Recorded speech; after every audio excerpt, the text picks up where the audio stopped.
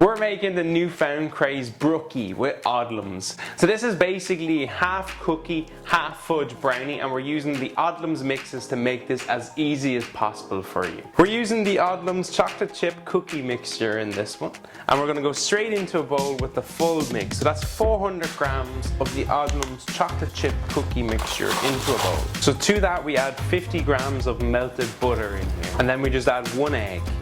Straight in. So now get yourself a wooden spoon and just give this a really good mix. So once a dough forms with all of this, get your hands in there and just kind of form it all together. We're going to get our brownie tin, which we've just greased and lined, and then we just place firstly the cookie dough into the base of this, and we're just pressing it down or pushing it into all the corners to make it nice, smooth and even. So next we're going to use the chocolate fudge brownie mixture from Odlums. The full pack, which is 400 grams, into a bowl. And this is going to be the top layer then. So you've got the cookie base and then you've got the fudge brownie top layer. Then we have 70 ml of water in, and we have 70 ml of sunflower oil in, and then finally 1 egg.